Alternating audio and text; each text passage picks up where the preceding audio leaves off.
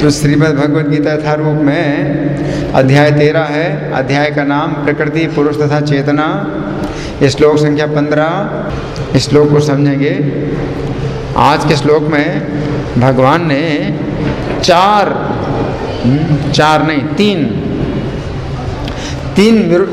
तीन विरोधाभास बतलाए हैं। भगवान में 3 प्रकार के विरोधाभास हैं। विरोधाभास का मतलब विरोधी गुण है। पहला क्या है? सर्वेंद्रिय गुणाभासम, समस्त इंद्रियों के विषयों का अनुभव करते हैं। समस्त विषयों, इंद्रियों के विषयों का अनुभव करते हैं, लेकिन सर्वेंद्रिय विवर्जितम, इस इंद्रियों से रहित। सभी इंद्रियों से रहित हैं और सभी इंद्रियों के विषयों का अनुभव करते हैं, है ना। विरोधाभास है।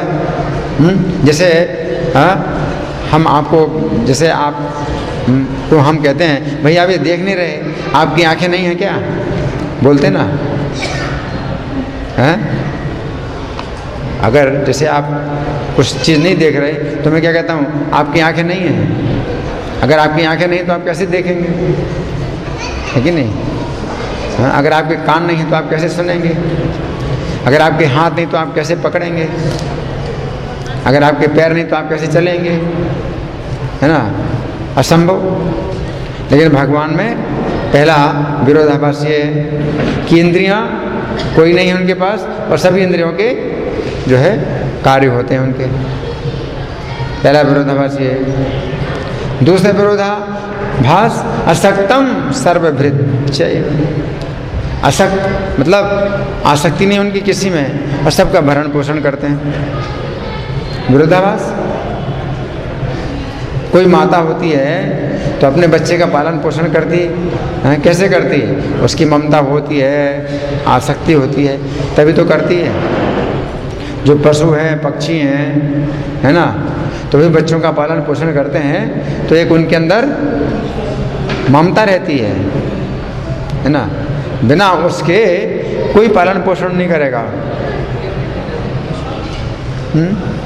गाय बछड़े को जो है पालती है, अपने बछड़े को पालती है। क्यों? एक वात्सल्य भाव होता है उसके अंदर।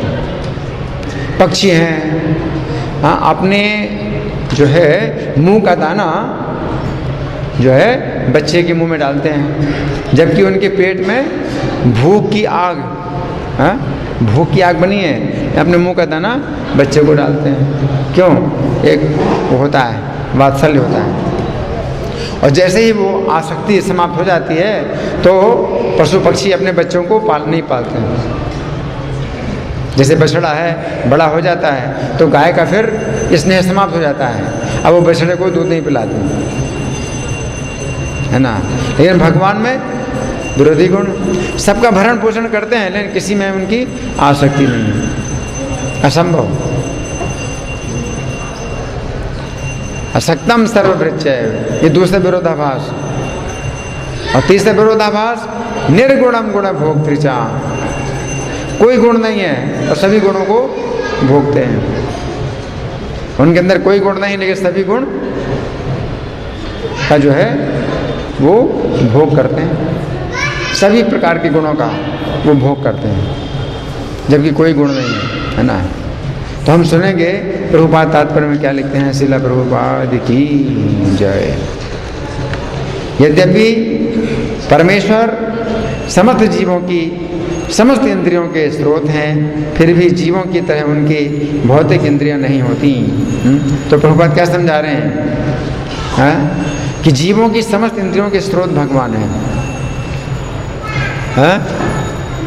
जीवों की सब इंद्रियों के स्रोत मतलब कि हमारी जो इंद्रिय है, कोई भी इंद्रिय है हमारी, है ना, तो वो इंद्रिय कार्य कैसे करती है? क्योंकि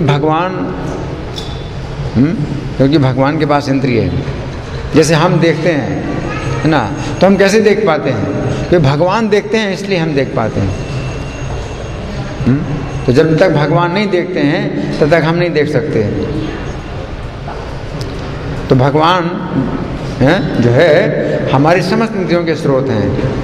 हम सुनते हैं, हम कैसे सुनते हैं? कि भगवान सुनते इसलिए हम सुन पाते हैं, नहीं तो हम नहीं सुन सकते, है ना। उसी प्रकार से हम चलते हैं, हम कैसे चलते हैं? भगवान चलते हैं इसलिए हम चल पाते हैं, नहीं तो हम नहीं चल सकते हैं। हम हाथ से पकड़ पाते हैं, कैसे पकड़ पाते हैं? तो भगवान पकड़ते हैं, भगवान के पास वो शक्ति है पकड़ने की, तो भगवान की शक्ति से हमारी इंद्रियों में वो शक्ति आती है, कार्य करने की शक्ति आती है। तो भगवान जीवों की समस्त इंद्रियों के स्रोत है, फिर भी जीवों की तरह उनकी भौतिक इंद्रियां नहीं होती हैं। तो प्रभुपाद इस तरह से समझा रहे हैं कि भगवान की भौतिक इंद्रियां नहीं होती हैं। तो भगवान की इंद्रियां कैसी हैं? भगवान की इंद्रियां बताई गई हैं कि अंगान यस्य सकलेन्द्रिय वृत्ति मनती, उनके शरीर का प्रत्येक अंग सभी इंद्रियों का कार्य करता है। भगवान के शरीर का प्रत्येक अंग समस्त इंद्रियों का कार्य करता है। आप समझ रहे? भगवान के शरीर का प्रत्येक अंग, केवल इंद्रिय नहीं।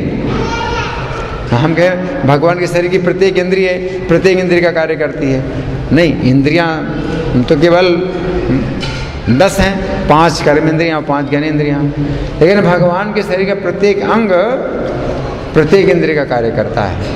प्रत्येक अंग का मतलब है कि ये हिस्सा भी, ये हिस्सा भी, ये हिस्सा भी, प्रत्येक हिस्सा भगवान के शरीर का प्रत्येक इंद्रिय का कार्य करता है। प्रत्येक इंद्रिय का मतलब है कि 5 प्रकार की कर्म इंद्रियां हैं, जिनमें पकड़ने का भी कार्य है और बोलने का भी कार्य है, चलने का भी कार्य है। 5 प्रकार की ज्ञान इंद्रियां हैं, स्वाद लेने का भी कार्य है, सूंघने का कार्य है और स्पर्श करने का कार्य है और देखने का कार्य है, सुनने का कार्य है। ये सब कार्य जो है 5 कर्मेंद्रिय और 5 ज्ञानेंद्रियों के कार्य भगवान के शरीर का प्रत्येक अंग करता है ना। तो इसलिए बताया गया है सर्वेंद्रिय विवर्जितम, उनकी इंद्रियां हमारे जैसी नहीं है, यानी भौतिक इंद्रियां नहीं है। हमारी इंद्रियां भौतिक हैं, हमारी जो इंद्रियां हैं ये भौतिक इंद्रियां हैं, तो इनमें बहुत असुविधा है। बहुत असुविधा है? क्या असुविधा है? कि जब तक आँख के सामने कोई चीज़ नहीं आएगी तब तक मैं नहीं देख सकता। मेरी आँखों के सामने जब तक कोई चीज़ नहीं आएगी तो मैं नहीं देख सकता और मेरी आँखें यहाँ पर हैं, है ना, तो यहाँ पर नहीं देख सकता, इधर नहीं देख सकता, पीछे नहीं देख सकता, तो कितनी सीमित है। या दीवार के उस पार भी नहीं देख सकता, मैं दीवार के उस पार भी नहीं देख सकता। लेकिन भगवान की जो इंद्रियां हैं ये भौतिक नहीं है। इसका मतलब है भगवान की इंद्रियां सब कुछ देखती हैं, अंदर भी बाहर भी सब कुछ देखती हैं, और भगवान की देखने की शक्ति हर जगह है, यहाँ से भी, यहाँ भी, यहाँ भी, हर जगह है। प्रत्येक अंग भगवान का देखता है।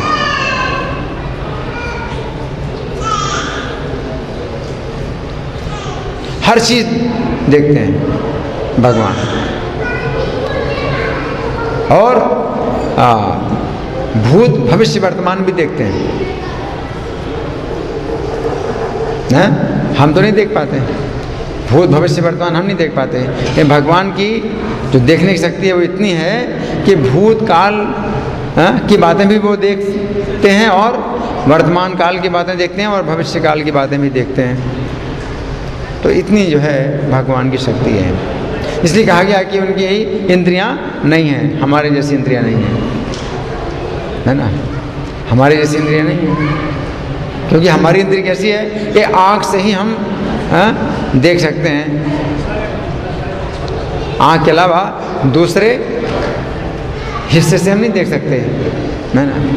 और उसमें भी बहुत सीमित है, छोटी चीज़ नहीं देख पाते हैं, है कि नहीं। बहुत से जीवाणु हवा में उड़ रहे हैं, हमारे श्वास के द्वारा अंदर जा रहे हैं, लेकिन हमें नहीं दिखाई पड़ रहे। बहुत दूर की चीज़ भी नहीं देख सकते, है ना। तो हमारी इंद्रियां बहुत सीमित हैं, भौतिक हैं। तो भगवान के लिए कहा गया कि उनकी इंद्रिय नहीं है, लेकिन वो इंद्रियों के सब कार्य करते हैं। तो यहाँ प्रभुपाद लिखते हैं वास्तव में जीवों में आध्यात्मिक इंद्रियां होती हैं, लेकिन बद्ध जीवन में वे भौतिक तत्वों से आच्छादित रहती हैं। प्रभुपाद क्या बता रहे हैं? जीवों में आध्यात्मिक इंद्रियां हैं, हमारी भी इंद्रियां आध्यात्मिक हैं, लेकिन चूंकि हमने भगवान की सेवा छोड़ दी, इसलिए हमारी इंद्रियों में अब क्या हो गया है? ये प्रकृति, भौतिक तत्व से आच्छादित हो गई हैं।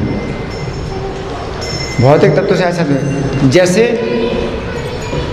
भौतिक तत्व से आच्छादित हो गई, जैसे आँख की देखने की शक्ति जब समाप्त हो जाती है तो फिर हमें चश्मा, आँख की देखने की शक्ति घट जाती है तो चश्मा लगाते हैं। चश्मा क्यों लगाया हमने? चश्मा के बिना हम नहीं देख पाते, है ना। उसी प्रकार से भौतिक तत्व, क्योंकि हमारी जो इंद्रियां हैं ये भगवान की सेवा के लिए होती हैं, और जब हम भगवान की सेवा छोड़ देते हैं तो वो जो हमारी आध्यात्मिक इंद्रियां हैं वो फिर काम नहीं करती। इसलिए भौतिक तत्व जो है उनके ऊपर उनका लेप चढ़ जाता है काम करने के लिए। अब हम भोगना चाहते हैं अपनी इंद्रियों को, तो भौतिक तत्वों का लेप चढ़ गया है। तो भगवान के वो भौतिक इंद्रियां नहीं हैं। जैसे पैर अगर टूट जाता है किसी का तो फिर लकड़ी का पैर लगाया जाता है ना। तो वो अच्छी हालत थोड़ी है। किसी का पैर टूट जाए तो लकड़ी के पैर से उसका असली पैर का काम नहीं हो सकता, है ना। तो ये बहुत कष्ट की स्थिति है। तो हम जीवों को जो है ये जो इंद्रियां मिली हैं, ये क्यों मिली हैं? आध्यात्मिक इंद्रियां हमारी क्या हो गई हैं? काम नहीं कर रही, इसलिए भौतिक तत्वों का उनमें लेप चढ़ गया है। जैसे कि कुछ हम जो है कर पाते हैं, तो भगवान में वो चीज़ नहीं है। मतलब क्या है कि भगवान की इंद्रियों में भौतिकता नहीं है ना। आगे प्रभुपाद लिखते हैं प्रभुपाद लिखते हैं वास्तव में जीवों में आध्यात्मिक इंद्रियां होती हैं, लेकिन बद्ध जीवन में वे भौतिक तत्वों से आच्छादित रहती हैं। अतएव इंद्रिय कार्यों का प्राकट्य पदार्थ द्वारा होता है, पदार्थ द्वारा होता है। जैसे चश्मा है तो चश्मा के बिना मैं नहीं देख पा रहा हूँ, उसी प्रकार से ये आँख में भी जो है पर्दा लगाया गया है, उसको रेटिना बोलते हैं, है ना। तो ये सब जो आँख का जो गोलक है ये हमको भौतिक शरीर में मिला है, जैसे कि हम देख पाएँ, नहीं तो हम नहीं देख पाते। तो हमारी आध्यात्मिक इंद्रिय कार्य नहीं कर रही। उसी प्रकार से कान की जो है, जैसे कान सुनने की शक्ति नहीं रहती है तो मशीन लगाई जाती कान में सुनने के लिए।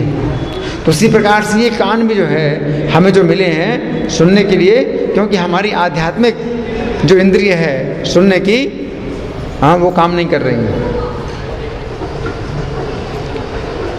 सुनने की, देखने की, चलने की, नहीं। जो भौतिक शरीर हमको जो मिला है ये हमारा आध्यात्मिक शरीर क्या हो गया है? एकदम सिकुड़ चुका है, बाल की नोक के 10,000 में हिस्से के बराबर हो गया है। अब वो काम करने लायक नहीं है, इसलिए हमको ये भौतिक शरीर मिला है। तो हमारा आध्यात्मिक शरीर और आध्यात्मिक इंद्रियां ये सब क्या हो गए हैं? इतने सिकुड़ गए हैं कि काम नहीं होता, उनसे काम नहीं चल रहा है। इसलिए हमको भौतिक शरीर मिलता है और उसमें भौतिक इंद्रियां प्राप्त होती हैं, है ना। तो यहाँ प्रभुपाद लिखते हैं कि अतएव इंद्रिय कार्यों का प्राकट्य पदार्थ द्वारा होता है। पदार्थ हमारी जो देखने की इंद्रिय है वो काम नहीं कर रही है, इसलिए जो आँख का गोलक है, आँख का जो गोलक है उसके द्वारा हम देख पा रहे हैं। कान का भी जो गोलक है इसके द्वारा हम सुन पाते हैं, क्योंकि हमारी सुनने की शक्ति खत्म हो गई है। तो ये एक मशीन है जो हमको मिली, लगाई है सुनने की, है ना। तो सभी इंद्रियां, आध्यात्मिक इंद्रियां हैं, वो हमारी क्या हो गई हैं? काम नहीं कर रही, इसलिए, है ना। आगे प्रभुपाद लिखते हैं, परमेश्वर की इंद्रियां इस तरह आच्छादित नहीं रहती, उनकी इंद्रियां दिव्य होती हैं, अतएव निर्गुण कहलाती हैं। गुण का अर्थ है भौतिक गुण, लेकिन उनकी इंद्रियां भौतिक आवरण से रहित होती हैं। ये समझ लेना चाहिए कि उनकी इंद्रियां हमारी इंद्रियों जैसी नहीं होती। यद्यपि वे हमारे समस्त इंद्रिय कार्यों के स्रोत हैं, लेकिन उनकी इंद्रियां दिव्य होती हैं जो कलमश रहित होती हैं, है ना। तो प्रभुपाद समझा रहे हैं, है ना। तो इसमें कुछ समझ आता है कि हाँ भगवान में कुछ गुण है,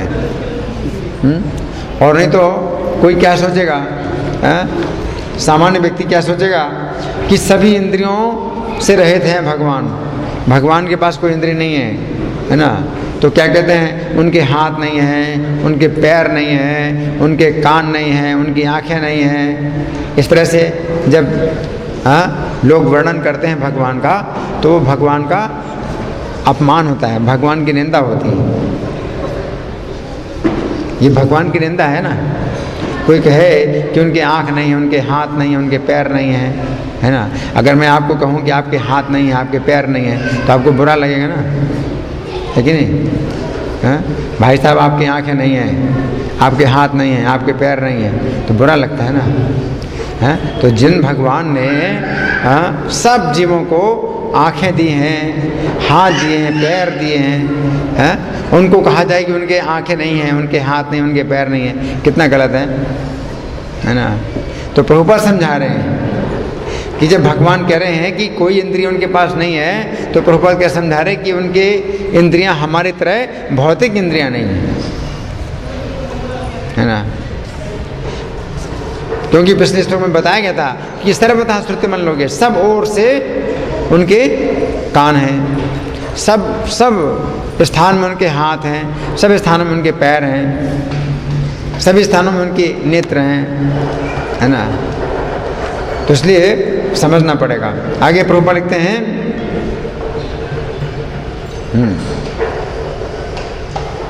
इसकी बड़ी ही सुंदर व्याख्या श्वेताश्वतर उपनिषद में 3:19 अपाणी पादो जवनो गृहीता इस श्लोक में हुई है। भगवान के हाथ भौतिक कलमशों से ग्रस्त नहीं होते। तो हमारे हाथ में क्या है, भौतिक कलमश है। तो कभी पकड़ पाते हैं और कभी नहीं पकड़ पाते हैं। और कोई मतलब अगर हो जाए कुछ है तो क्या हो जाएगा, हाथ जड़ हो जाएगा, स्तंभित हो जाएगा, है ना, पैरालाइज हो जाएगा, तो कुछ नहीं पकड़ पाएंगे, है कि नहीं।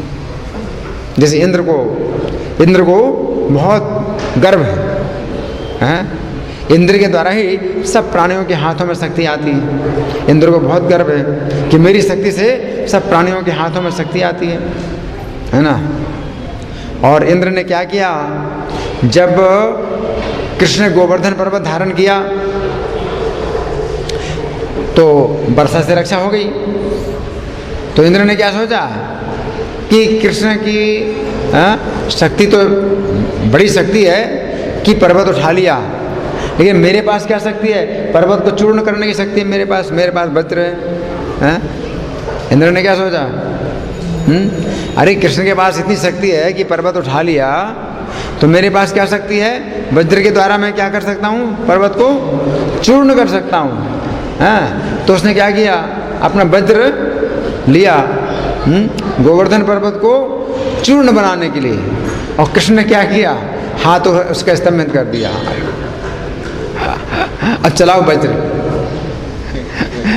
उसने ऐसे किया, हाथ उसका स्तंभित हो गया।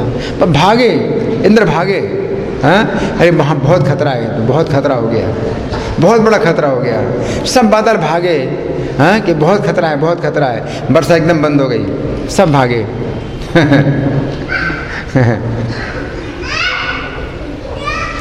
तो हमारे हाथ क्या है, तो कृष्ण अगर जो है हमारे हाथ की शक्ति ले रहे हैं तो हम कुछ नहीं कर पाएंगे, हम हिला भी नहीं पाएंगे। हमारे जो है आँखों में देखने की शक्ति आती है सूर्य के द्वारा, लेकिन सूर्य को भी शक्ति भगवान से आई है, सूर्य भगवान का नेत्र है। तो सूर्य के द्वारा हमें देखने की शक्ति प्राप्त होती है, लेकिन सूर्य में जो शक्ति आ रही है वो भगवान के नेत्र से आ रही है। और भगवान अगर जो है वो शक्ति ले रहे हैं तो सूर्य के अंदर कुछ भी शक्ति नहीं देंगे। तत्तेजो विद्धि मामकम, जो भी सूर्य में तेज है वो मेरा तेज है। तो भगवान जो है, मतलब भगवान की इंद्रियों में भौतिक कल्मश नहीं है। भगवान की इंद्रियों में भौतिक कल्मश नहीं है। भगवान की इंद्रियों में कोई बाधा नहीं डाल सकता कि किसी भी प्रकार की बाधा आए भगवान को देखने में या भगवान को पकड़ने में। भगवान के किसी भी कार्य में कोई बाधा नहीं आ सकती, क्योंकि उनकी इंद्रियां सब दिव्य हैं। जितने भी देवता हैं उनके प्रत्येक कार्य में बाधा आ सकती है, क्योंकि सब भौतिक कल्मश से ग्रस्त हैं सभी। अग्नि में जलाने की शक्ति है, अग्नि में जलाने की शक्ति है? अग्नि को बहुत गर्व है कि मेरे अंदर जलाने की शक्ति है।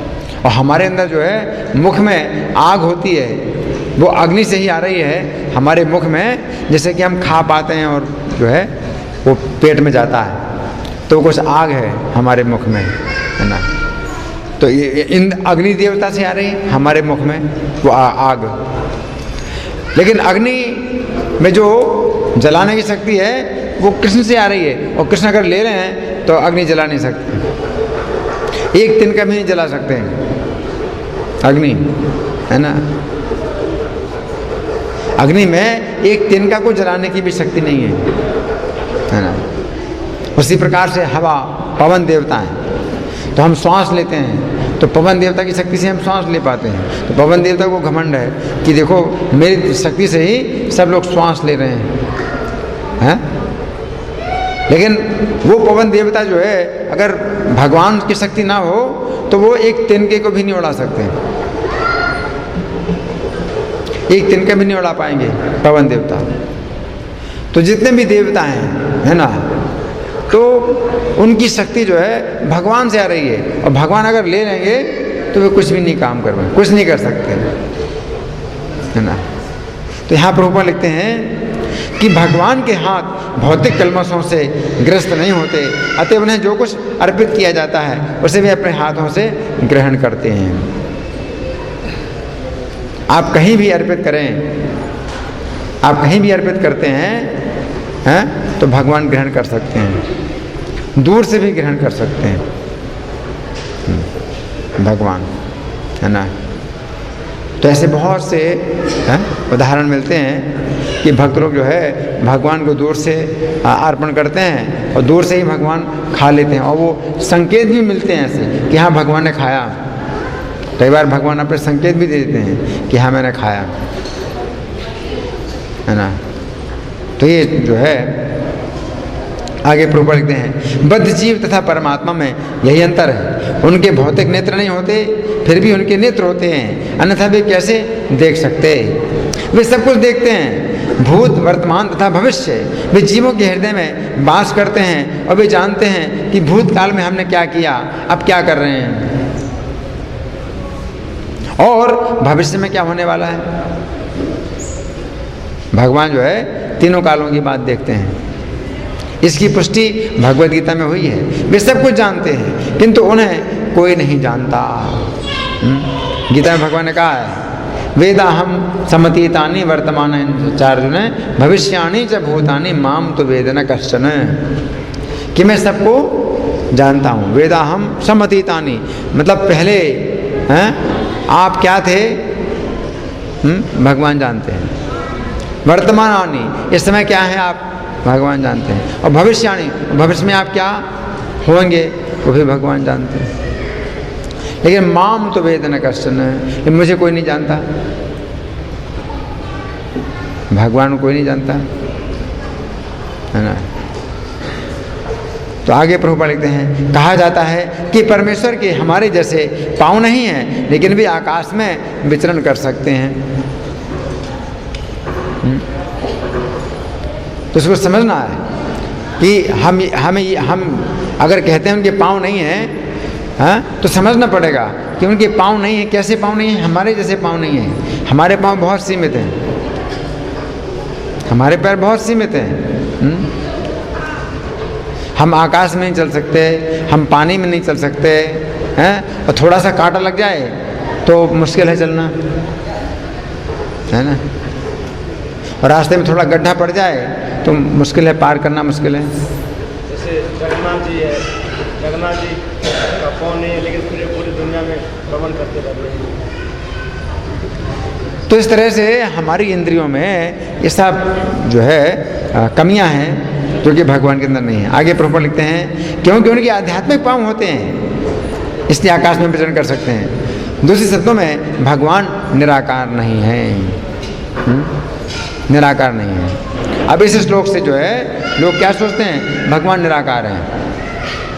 जो वर्णन हुआ है इस श्लोक से तो लोग क्या सोचते हैं कि भगवान निराकार हैं। लेकिन प्रभुपाद कहते हैं भगवान निराकार नहीं है। उनके अपने नेत्र, अपने पाँव, अपने हाथ सभी कुछ होते हैं, और चूँकि हम सभी परमेश्वर के अंश हैं अतः हमारे पास भी ये सारी वस्तुएं होती हैं, लेकिन उनके हाथ, पाँव, नेत्र तथा अन्य इंद्रियां प्रकृति द्वारा कलमशग्रस्त नहीं होती हैं। और हम भी जो है अगर भगवान के धाम में जाएंगे तो हमारी इंद्रियां भी दिव्य हो जाएंगी। हम भगवान के धाम में अगर जाते हैं तो हमारी इंद्रियां भी दिव्य हो जाती हैं। ये हमें, हमारा जो है ये भौतिक शरीर नहीं होता, हमारा आध्यात्मिक शरीर होता है। हमारी इंद्रियां भी आध्यात्मिक होती हैं। इन इंद्रियों के द्वारा हम भगवान की सेवा करते हैं। इस जीवन काल में अगर हम अपनी इंद्रियों को भगवान की सेवा में लगाते हैं तो हमारी इंद्रियां शुद्ध होने लगती हैं। तो हमारी इंद्रियों का जो भौतिक कलमश है वो दूर होने लगता है। तो फिर हम भी जो है कुछ देख पाते हैं, हम भगवान को देख पाते हैं, भगवान को समझ पाते हैं। अगर इंद्रियों को भगवान की सेवा में लगाया जाए तो इंद्रियों के द्वारा हम फिर भगवान की अनुभूति कर पाएंगे। हम सुन भी पाएंगे, हम देख भी पाएंगे, हम छू भी पाएंगे भगवान को। आगे प्रभुपाद लिखते हैं भगवद गीता से भी पुष्टि होती है कि जब भगवान प्रकट होते हैं तो वे अपनी अंतरंगा शक्ति से यथा रूप में प्रकट होते हैं। हाँ, प्रभुपाद क्या बताते हैं कि भगवान जब प्रकट होते हैं, भगवान का जो अवतार होता है तो ये अवतार ऐसा नहीं है कि वो निराकार से साकार हुए हैं। तो ये तो बहुत गलत विचार फैला हुआ है ना। क्या फैला हुआ है? गलत विचार कि जो भगवान का अवतार होता है ये कैसे होता है, निराकार से साकार हो जाता है। तो उनका कहना है कि भाई साकार जो होता है वो तो भौतिक शरीर होता है उनका, और निराकार उनका जो है वो शुद्ध है, जिसमें कोई आकार नहीं है, वो शुद्ध है निराकार। और जब साकार होते हैं तो भगवान का जो है वो शरीर अशुद्ध होता है। गलत विचार है, क्योंकि भगवद गीता में भगवान ने क्या कहा, अपनी अंतरंगा शक्ति से यथा रूप में प्रकट होते हैं। जैसे हैं वैसे ही भगवान आते हैं। उनके शरीर में भौतिकता नहीं होती, उनका शरीर हमारी तरह भौतिक नहीं होता है। जन्म, मरण, बुढ़ापा, बीमारी भगवान के शरीर में नहीं होता। भगवान के शरीर में खून, मांस, हड्डी, मल मूत्र ये सब नहीं होते, है ना। भगवान अपनी अंतरंगा शक्ति से यथा रूप में प्रकट होते हैं। वे भौतिक शक्ति द्वारा कलमशग्रस्त नहीं होते क्योंकि वे भौतिक शक्ति के भी स्वामी हैं। वैदिक साहित्य से हमें पता चलता है कि उनका सारा शरीर आध्यात्मिक है। क्या कहा गया है? सच्चिदानंद विग्रह। उनका पूरा शरीर क्या है? सच्चित आनंद। हमारा शरीर क्या है? असत अचित निरानंद। भौतिक शरीर है, असत है, अचित है, निरानंद है। असत का मतलब है नष्ट होने वाला है, अचित का मतलब है अज्ञान से भरा है, निरानंद बहुत कष्ट है ना। और भगवान का शरीर सच्चिदानंद है। सत का मतलब कभी मृत्यु नहीं होती है, और चित का मतलब संपूर्ण ज्ञान है, और आनंद सब प्रकार के रस, है ना। तो भगवान का शरीर क्या है? आध्यात्मिक है, उनका अपना नित्य स्वरूप होता है जो सच्चिदानंद विग्रह है। वे समस्त ऐश्वर्य से पूर्ण है। समस्त ऐश्वर्य 6 प्रकार के, संपूर्ण धन, संपूर्ण बल, संपूर्ण ज्ञान, संपूर्ण वैराग्य, संपूर्ण यश और संपूर्ण सौंदर्य, है ना। तो प्रभु लिखते हैं वे सर्वाधिक बुद्धिमान नहीं, वे सारी संपत्ति के स्वामी हैं। हाँ, वो धन, संपूर्ण धन, सारी संपत्ति के स्वामी हैं और सारी शक्ति के स्वामी हैं, यानी बल। वे सर्वाधिक बुद्धिमान और तथा ज्ञान से पूर्ण हैं, ज्ञान है। आगे ये भगवान के कुछ लक्षण हैं, कुछ लक्षण प्रभुपाद ने 3 लक्षण बताए, जबकि कुल मिला के कितने हैं? 6। वे समस्त जीवों के पालक हैं और सारी गतिविधि के साक्षी हैं। जो कहा गया सर्वभृत, सबका पालन करने वाले हैं। आगे जहाँ तक वैदिक साहित्य से समझा जा सकता है, परमेश्वर सदैव दिव्य हैं। यद्यपि हमें उनके हाथ, पांव, सिर, मुख नहीं देखते, लेकिन वे होते हैं। और जब हम दिव्य पद तक ऊपर उठ जाते हैं तो हमें भगवान के स्वरूप के दर्शन होते हैं। कलमशग्रस्त इंद्रियों के कारण हम उनके स्वरूप को देख नहीं पाते। अतः निर्विशेषवादी भगवान को नहीं समझ सकते, क्योंकि वे भौतिक दृष्टि से प्रभावित होते हैं। तो प्रभुपाद निर्विशेषवादियों का खंडन कर रहे हैं। निर्विशेषवादी का मतलब है ये भगवान को निर्विशेष समझते हैं, निराकार, है ना। तो भगवान निराकार नहीं है। तो यहाँ प्रभुपाद का तात्पर्य समाप्त हुआ। अब आप लोगों की ओर से कोई प्रश्न है या कोई चर्चा, या मैं प्रश्न करूं? हाँ जी।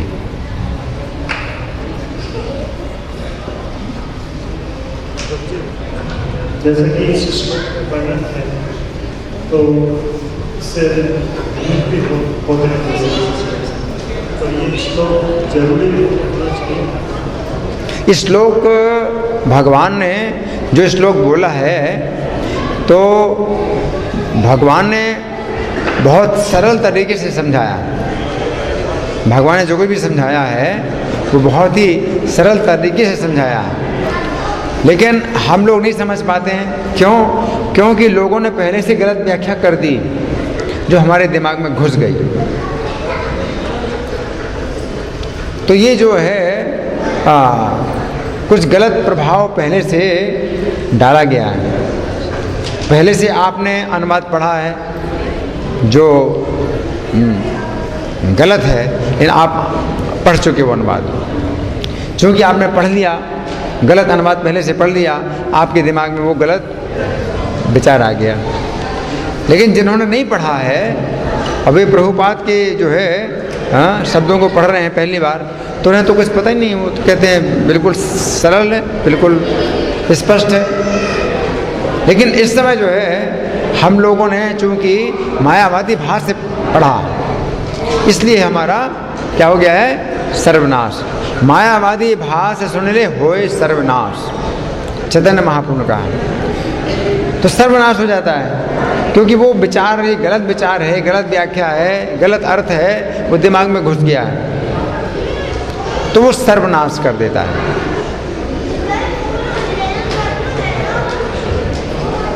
तो नहीं तो वैसे भगवान के जो शब्द हैं वो बिल्कुल स्पष्ट हैं। और जो व्यक्ति ये मायावादी व्याख्या नहीं पढ़ता है, नहीं समझता है, वो खाली श्लोक ही पढ़ता है, तो उसमें भी उसको जो है पूरा लाभ मिलता है। गीता के श्लोकों में इतनी शक्ति है, अगर किसी ने मायावादी अगर अनुवाद नहीं पढ़ा है तो अगर अर्थ ना भी समझे और गीता के श्लोकों का पाठ करे, उससे भी भगवान की प्राप्ति हो जाती है। जैसे कि एक श्रीरंगम में एक ब्राह्मण था, तो वो इस श्लोकों को नहीं समझता था, लेकिन उसको केवल इतनी याद आता था कि भगवान कृष्ण अर्जुन का रथ चला रहे हैं और कितने भगवान जो है दयालु हैं कि अर्जुन का रथ चला रहे हैं। कितना बड़ा उनका गुण है कि असंख्य ब्रह्मांडों के स्वामी होकर के अर्जुन का रथ चला रहे हैं। और गीता का पूरा पाठ करता था, गीता का पूरा पाठ करता था, और उसके शरीर में क्या होता था? रोमांच होता था। बात नहीं आपस में कोई बातें नहीं करेगा। तो उससे क्या है कि साक्षात भगवान ने उसका आलिंगन किया। चैतन्य महाप्रभु आए और उसको समझ में ही आ गया कि जिन भगवान ने अर्जुन को गीता सुनाई है वही भगवान मेरे सामने आ गए हैं और मेरे से बातें कर रहे हैं। तो गीता के श्लोकों में मतलब पूरी शक्ति है, भगवान की पूरी शक्ति है। लेकिन किसी ने अगर मायावादी भाष्य नहीं सुना तो केवल उच्चारण मात्र से ही उसमें बहुत शुद्धि आती है, क्योंकि बहुत शुद्ध है ये। गीता का एक एक श्लोक अपने आप में बहुत शुद्ध है, बहुत पवित्र है। उसमें आप कुछ भी अगर काटाकुटी करते हैं तो समझो कि आपने मतलब भगवान के शरीर में ही मतलब कर दिया, घाव बना दिया। गीता के श्लोक जो है बताए गए हैं, 18 अध्याय हैं। कैसे हैं? वक्त्राणि पंच जाने ही पंचाध्याय अनुक्रमात्। 5 अध्याय भगवान के 5 मुख हैं। 10 अध्याय भुजाश्चैकम। अगले 10 अध्याय यानी 6वें से लेकर के 15 तक 10 भुजाएं। उदरम और 16वां अध्याय उदर है और 2 अध्याय 17वें और 18वें अध्याय उनके 2 चरण हैं। वक्त्राणि पंच जाने ही पंचाध्यायन अनुक्रमात्। 10 भुजाश्चैकम उदरम 2 पदाम मुझे एवं 18 वांगमयी मूर्तिरीश्वरी। ये 18 अध्याय वाली भगवान की मूर्ति है। ये 18 अध्याय वांगमयी मूर्तिरीश्वरी। जाने ही ज्ञान मात्रेण महापातक नाशिनी। तो ज्ञान मात्र से ही महापाप नष्ट करती है। इनमें इतनी शक्ति है कि बोलने मात्र से, सुनने मात्र से ही ये पवित्र करते हैं। ये श्लोक इतने पवित्र हैं कि पहले हम आपको बताते नहीं हैं कि इस श्लोक का अर्थ क्या है, केवल दोहराते हैं कि आप सुनिए और सुनाइए। भागवतम का श्लोक और भगवद गीता का श्लोक पहले नहीं बताया जाता कि अर्थ क्या है। तो आप कहेंगे भाई बिना अर्थ के हम क्यों पढ़ें, हम अर्थ तो समझ नहीं रहे, हम क्यों पढ़ें। इनमें इतनी शक्ति, इतनी पवित्र हैं ये कि सुनने मात्र से, उच्चारण करने मात्र से आपकी चेतना पवित्र होती है। इतनी शक्ति है। तो भगवान के मुख से निकले शब्द हैं, इनमें बहुत अर्थ भरा है। लेकिन चैतन्य महाप्रभु का मायावादी भाष सुनने होए सर्वनाश। मायावादी भाष सुन लिया, इसलिए गीता के श्लोकों का हमें जो है वो प्रभाव नहीं मिलता, वो लाभ नहीं मिलता, सर्वनाश हो जाता। जिसने नहीं सुना है और वो केवल ही जानता है कि कृष्ण जो है परमेश्वर हैं, अगर इतना ही वो जानता है कि कृष्ण परमेश्वर हैं, अर्जुन का रथ चलाने वाले हैं, तो वो सब कुछ जानता है। इसलिए वो ब्राह्मण जो पूरी गीता का पाठ करता था तो वो कुछ भी नहीं समझ रहा था अर्थ क्या है, और कई अशुद्ध उच्चारण भी कर रहा था, है ना। और लोग देख के हंसते थे कि देखो इसको पढ़ना आता नहीं है, अशुद्ध पाठ करता है, और दिखावा कर रहा है कि मैं गीता पाठ कर रहा हूँ। लेकिन वो रोता था, वो गीता का पाठ करते हुए उसकी आंखों से आंसू निकलते थे, शरीर रोमांचित होता था, शरीर में कंपन आता था, तो चैतन्य महाप्रभु उसके पास आए। चैतन्य महाप्रभु पूछते हैं कि गीता के किस अर्थ पर विचार करके आपको इतना आनंद आता है। तो वो बोला कि मैं तो समझता नहीं हूँ, मैं तो गीता के अर्थ को समझता नहीं हूँ। मेरे गुरुजी ने केवल आदेश दिया है कि पूरी गीता का पाठ किया करो, तो 18 अध्याय पूरे गीता का मैं पढ़ता हूँ। लेकिन मुझे केवल इतना ही समझ नहीं आता है कि कृष्ण अर्जुन के सारथी हैं और असंख्य ब्रह्मांडों के स्वामी हैं। कितना बड़ा आश्चर्य। तो चैतन्य महाप्रभु क्या बोले कि तुम गीता को समझ रहे हो, तुम गीता को समझते हो, तुम गीता को पूरा समझते हो। चैतन्य महाप्रभु का अगर आप इतना समझ गए तो आप गीता को पूरा समझ गए। कितना बड़ा आश्चर्य है। असंख्य ब्रह्मांडों के स्वामी कृष्ण है, अर्जुन का रथ चला रहे हैं। इस आश्चर्य में उसका जो है शरीर रोमांचित हो रहा है और पाठ कर रहा है। और भगवान स्वयं जो चैतन्य महाप्रभु के रूप में स्वयं कृष्ण है, उन्होंने उसका आलिंगन किया। गीता का पाठ 18 अध्याय पढ़ने का ये परिणाम है। साक्षात भगवान प्राप्त हो गए, है ना। तो सबसे बड़ा जो नुकसान होता है वो मायावादी टीकाओं से हो रहा है। और मायावादी टीकाओं में क्या, जब ये विचार आपके दिमाग में आ गया कि भगवान का जो रूप है वो तो भौतिक है, निराकार जो है आध्यात्मिक है, भगवान जो निराकार है वो आध्यात्मिक है, भगवान का जो साकार रूप है वो भौतिक है। तो इसने आप को इतना मतलब दूषित कर दिया है कि अब गीता का पाठ करने से आपको लाभ नहीं हो रहा है। अब तो आपको तात्पर्य पढ़ने पड़ेंगे, प्रभुपाद के तात्पर्य पढ़ने पड़ेंगे आपको। और आपका जो है वो जो दोष है, जो मायावादी जो दोष है, वो आपको निकालना पड़ेगा। तात्पर्यों की जरूरत है, क्योंकि तात्पर्यों के बिना आप जो है लाभ नहीं उठा सकते। मायावादी टीकाओं के कारण ही ये प्रभुपाद के तात्पर्यों की आवश्यकता पड़ रही है ना। धन्यवाद। ग्रंथराज श्रीमद् भगवद गीता की जय। जगतगुरु शिला प्रभुपाद की जय। श्री श्री राधा पार्थ सारथी ललिता विशाखा गौरनिताई सीताराम लक्ष्मण हनुमान प्रहलाद नरसिंह देव की जय हो।